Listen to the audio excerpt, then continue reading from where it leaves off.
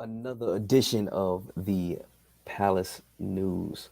Uh, Going solo today, but we got some real cool things to talk about today. So I'm gonna be looking for you all, the chat, to really help me out today. We got some things to talk about. Even though the season's over, I feel like stuff is just heating up. So we're gonna be talking a little bit about manager rumors, managers that could be linked with us. It sounds like it's getting pretty hot and heavy.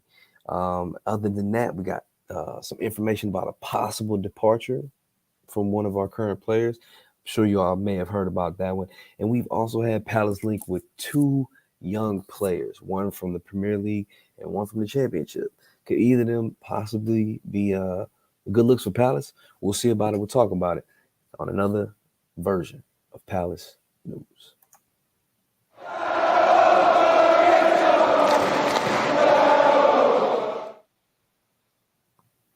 And I realized I just did a D. Wow. But we're going to do it right all over again because we are live. Hey, welcome. My name's T. Welcome to another edition of the Palace News.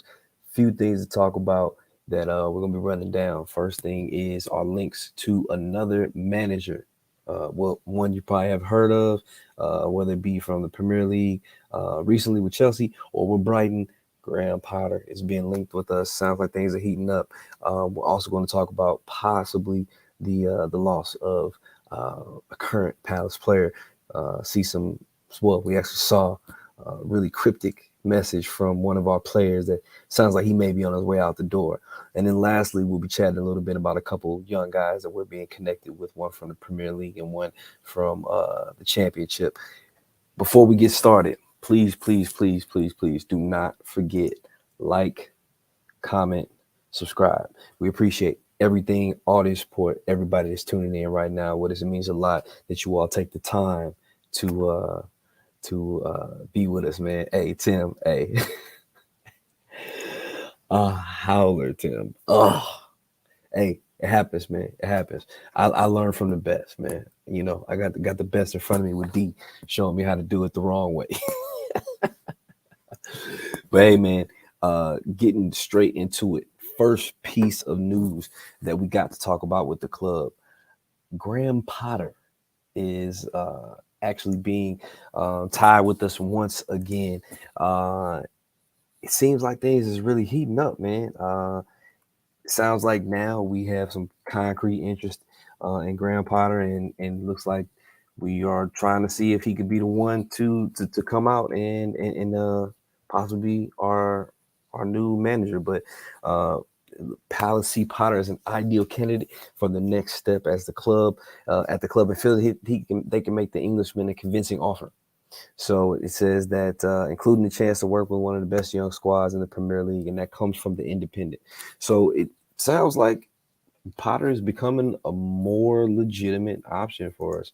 Um, and it's kind of weird, man, because I'm seeing on social media that it seems like it's kind of more of a, I don't want to say a 50-50 split, but because I think there are a lot of people that are really excited for the idea of having Graham Potter, and the others is like, nah. So, like, for instance, my man Luke, Potter is the guy I want. Gorov says, please, no Potter. There it is. Boom, boom. Literally one comment and then the other, 50-50. Um, Rainbow the God, the next Brighton. Is that a good thing? Is that a bad thing? I don't know, man. He did do really good things with the club. But Gorov says Lerma is exciting signing. I agree. I definitely agree, man. But speaking about the whole Graham Potter piece, we're talking about a guy who is prim experienced, had some struggles recently with Chelsea, but did some really, really great things with Brighton. I think the biggest knocks that people are having with it, or the biggest worry that some people are having, it seems like I'm hearing the most, is goal scoring. Um, Graham Potter's teams haven't traditionally had the best success with scoring goals consistently. And we as Palace fans know that that was an issue for us earlier in the season. That's something they definitely don't want to see again. So I do agree there. Another piece that I keep hearing about too, and that seems to be a topic, is the ability to, or his ability to kind of restrict the more creative, or what some people may call flair players. So in immediacy, I think you think about what does that mean for Eze? What does that mean for Elise? What does that even possibly mean for somebody like Zaha if he stays with having a manager that, so-called kind of has a structure that players work inside of, and the idea of creativity is a little bit less. But hey, I'm solo today, so I'm really depending on you all in the comments. Let me know what you all think about the rumors with Potter. Tell me a little bit about how you guys feel, why you think he might fit, why you think he won't fit, etc. Um, Mitch has probably unpopular opinion. I would take Hassenhootel. Obviously, they were terrible this season, but it doesn't look like it was his fault. Plus, they sank like a stone when they replaced him.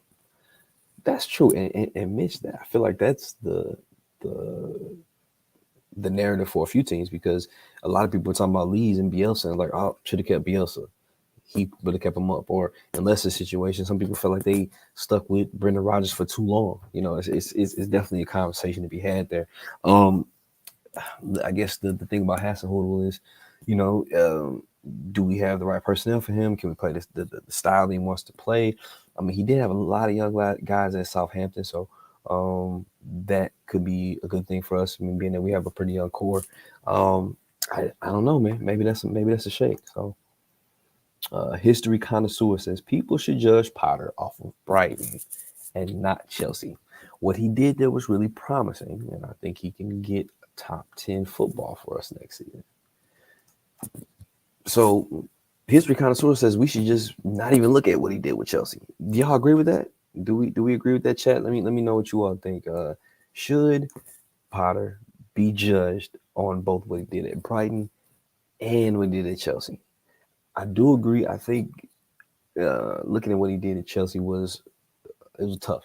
It was tough. It didn't go well, and no matter what, the manager has to take some blame there. We all know that, but there is more things that go on. I mean, apparently Chelsea is, as an organization, looks like they're pretty shambolic, but at the same time, he had a lot of talent and he couldn't make it work. So I feel like there is some blame to be shared, but when he was a little more structured environment, I'm guessing, which what he had at Brighton, he did do pretty well.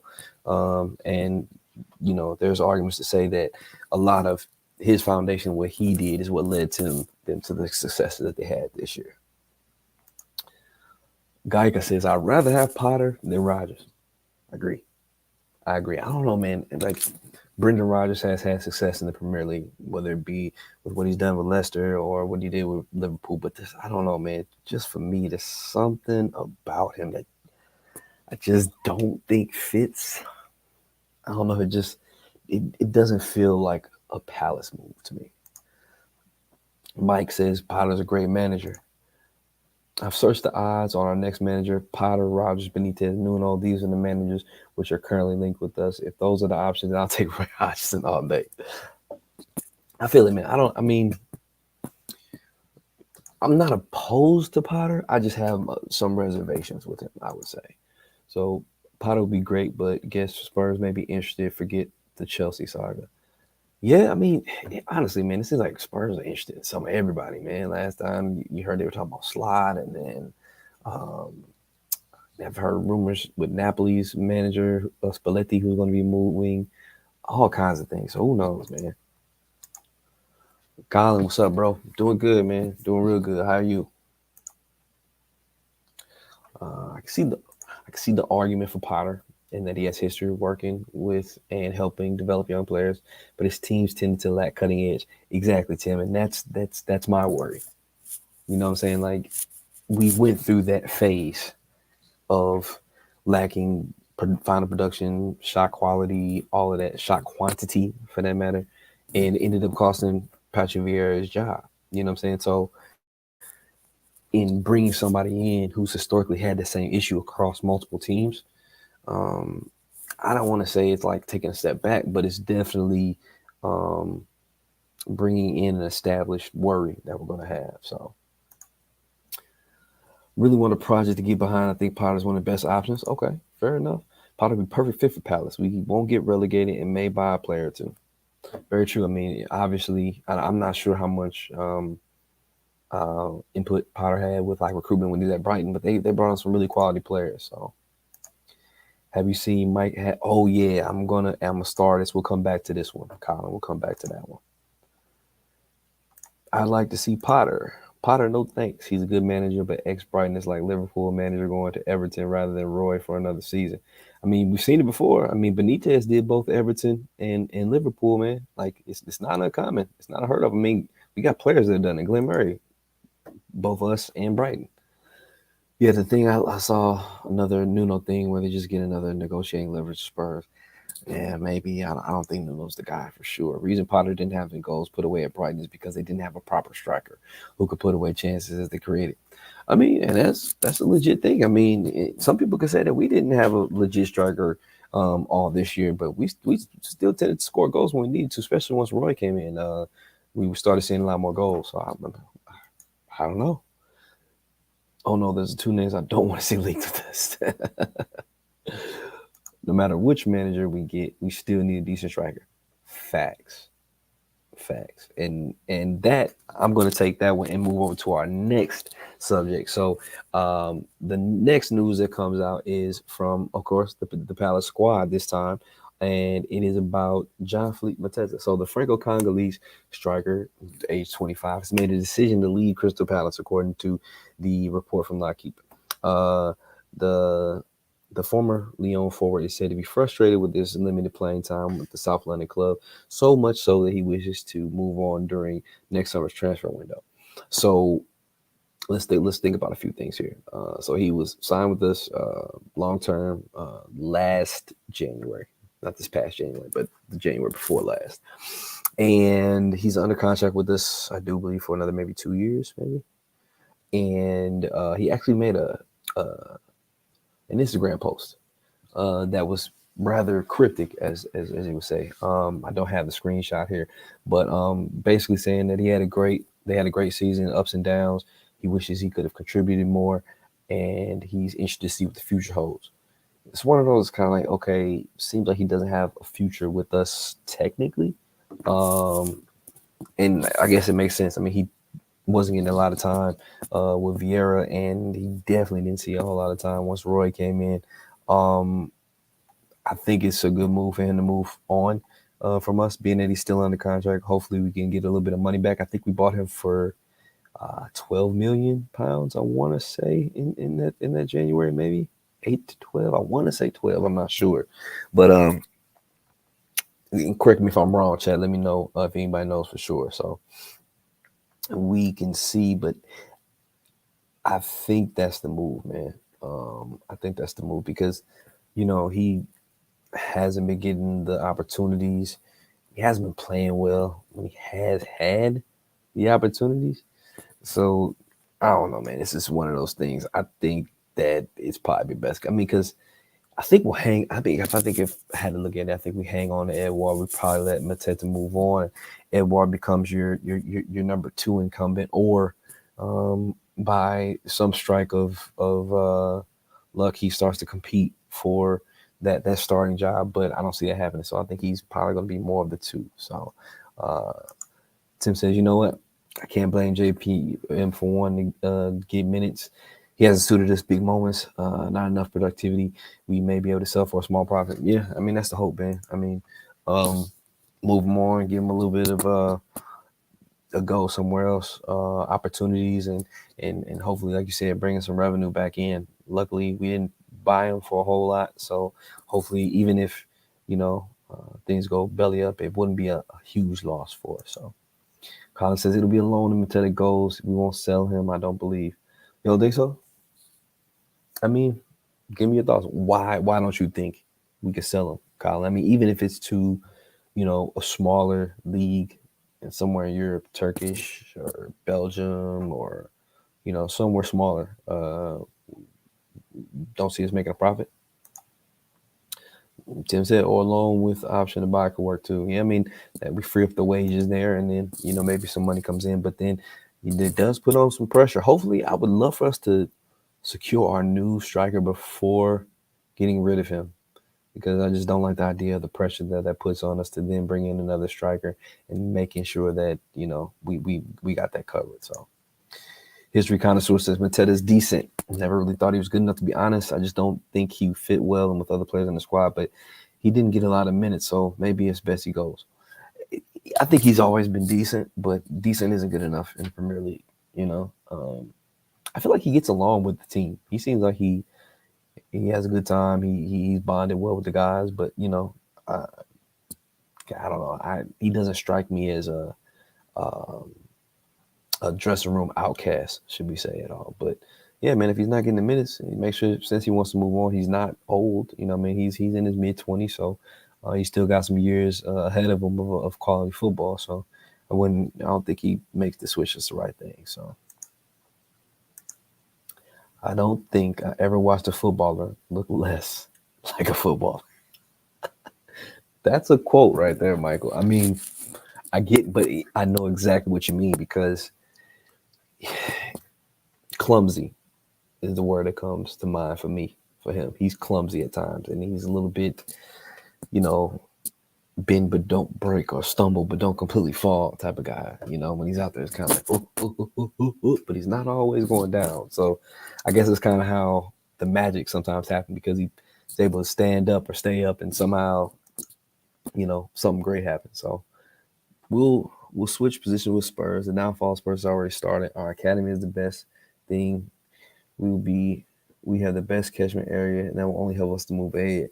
I think that's the plan, girl. I mean, I think that's what we're planning for, is to really see the academy flourish, and then us push forward with either bringing those guys to our first team, or finding places for them where we can get profit for our young guys, and help that build our first team. So I show 11 million euros was the transfer price. So what's that, like £9.5 million, give or take, something like that. So yeah, I definitely think we could get a good amount of that back. Let me just say that. I doubt we get a profit off JPM now. We just have to hope we loan them with the value and increase. Yeah, I don't think we'll get profit. I think the only way you get profit is if you loan him and you get his value to increase by him playing well. And that's why I was saying, going to one of those smaller leagues might be the move for him. It would be hard to sell unless he takes a salary cut. Could be. Definitely could be. I'm not sure how much he makes, but definitely could be. Who's going to buy him is also another question. Somebody's hard up for a striker, and I'm sure there's a lot of teams out there, small leagues, that have him. Keep Mateta for one season. He'll prove everyone wrong. I don't know about that one.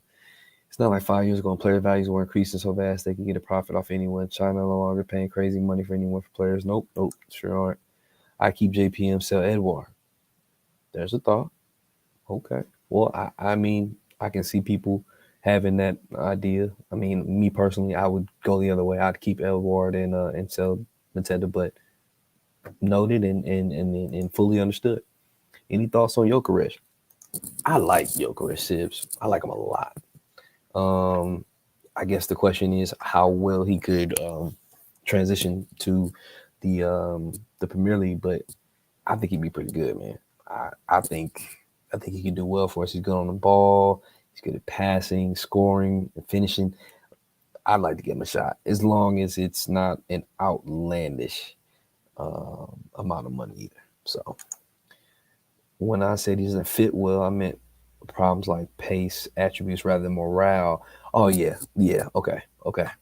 Sorry, I messed up on that history. Yeah. I mean, what we want to do on the pitch isn't necessarily it doesn't necessarily go into what he's good at, and I do agree.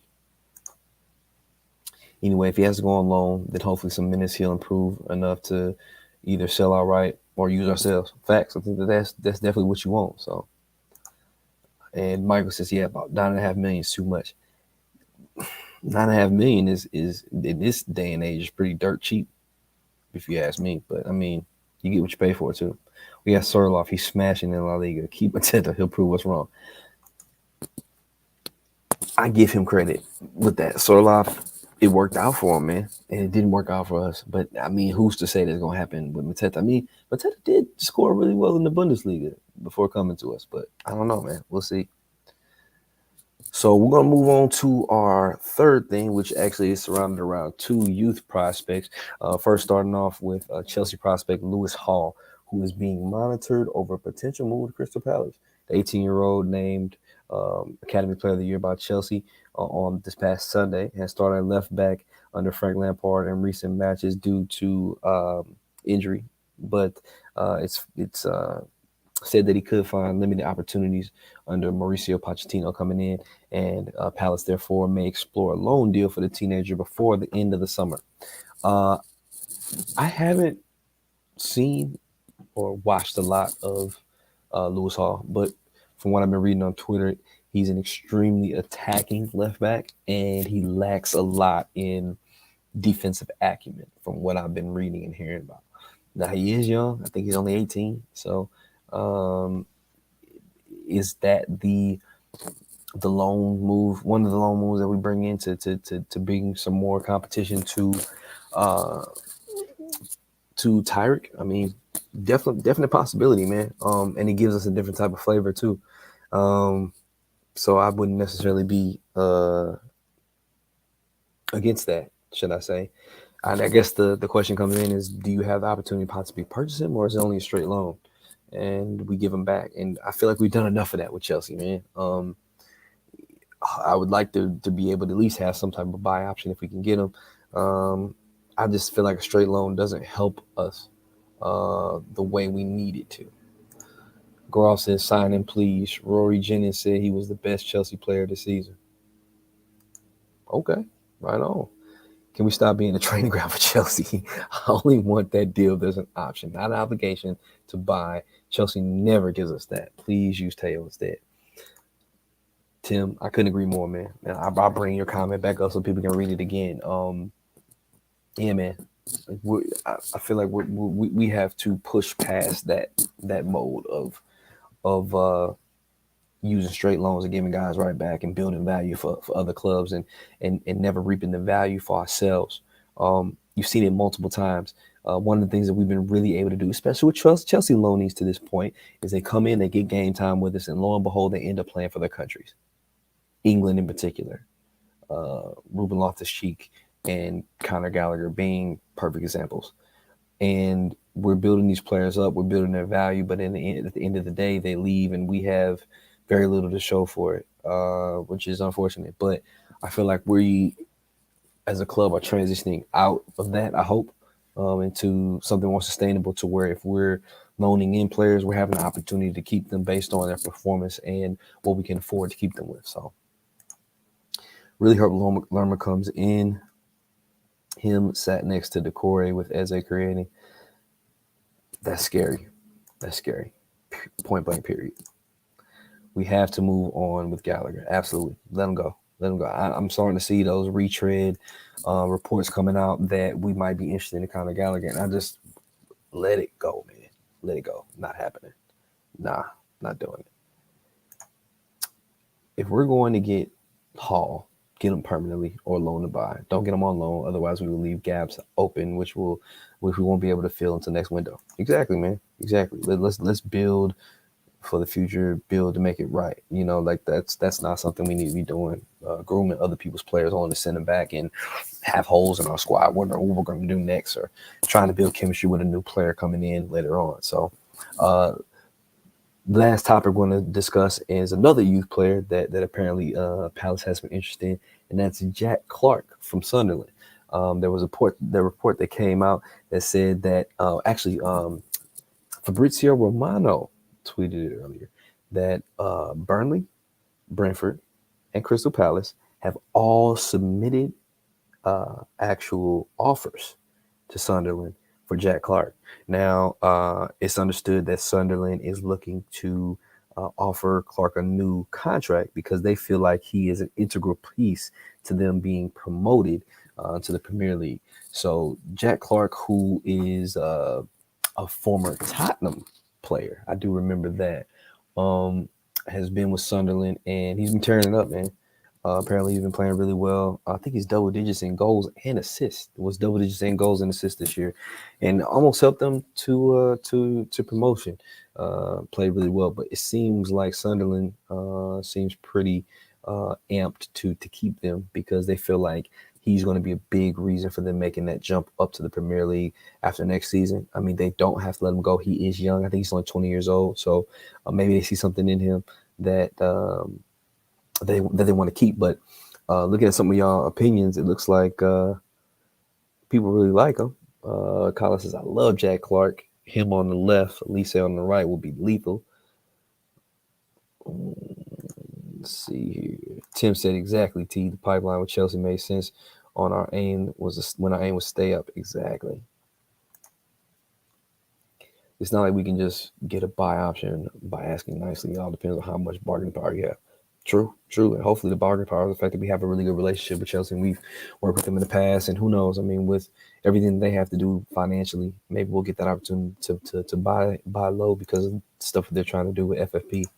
Groff says Scott Banks, Luke Plange, Malcolm, Jez Roxaki would love to see these players getting game time. It's looking exciting. We have star players, which will become better eventually. Yeah, I'm looking forward to seeing those guys in the preseason and see what they do. We got a lot of talented guys, especially guys that are all in those forward positions, and getting them in there for the opportunity to play and see if they can bed in. I'm really excited to see Ozo, really excited to see Phillips, Jack Wells Morrison. So there's a lot of players that I'm excited to possibly see get that shot in the first team. But going back to the Jack Clark piece, I mean, you got a young guy who's been turning it up in the championship. So maybe something comes of that. So Tim said Clark is excellent. The question for me is whether Wolf stays.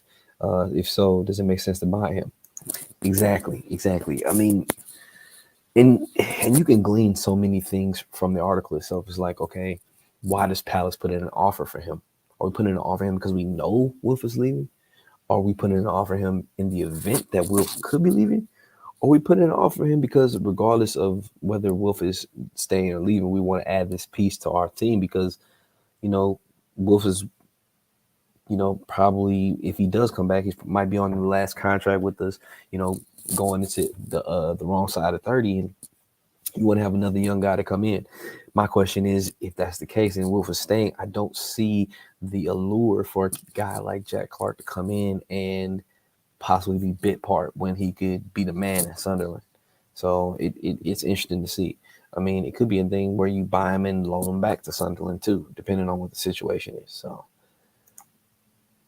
they'll be looked at in preseason. Also depends on next manager. Yep, absolutely. Next manager plays a big part in what we'll see from those young guys and whether they'll get the chance. Loads of talent, yes. Lots of talent, exciting project to attract top managers. We'll be in Europe next season. Ooh, Europe? I hope so, man. I hope so. We got some really good players, but we'll see how it goes, man.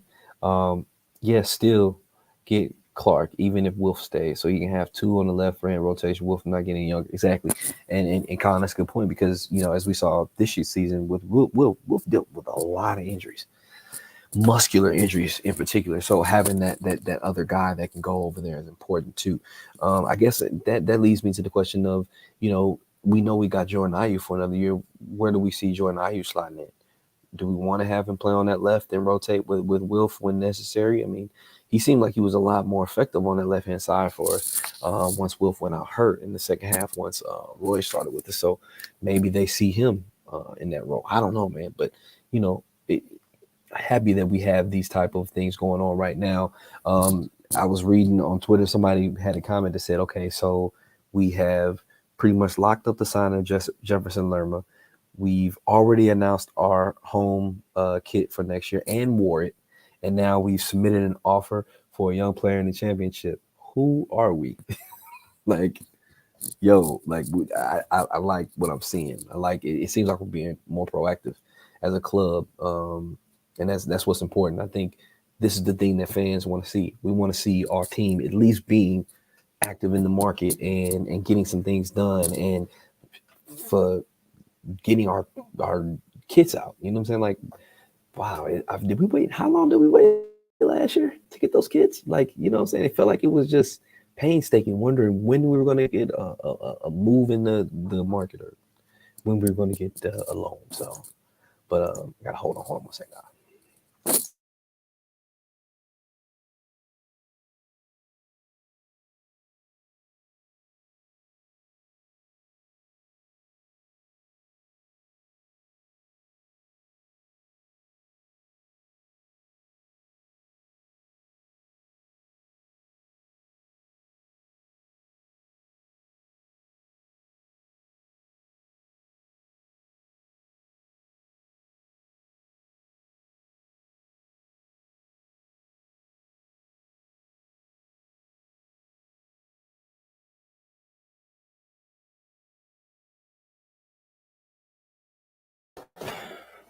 Sorry about that little technical difficulty, but we right back with it.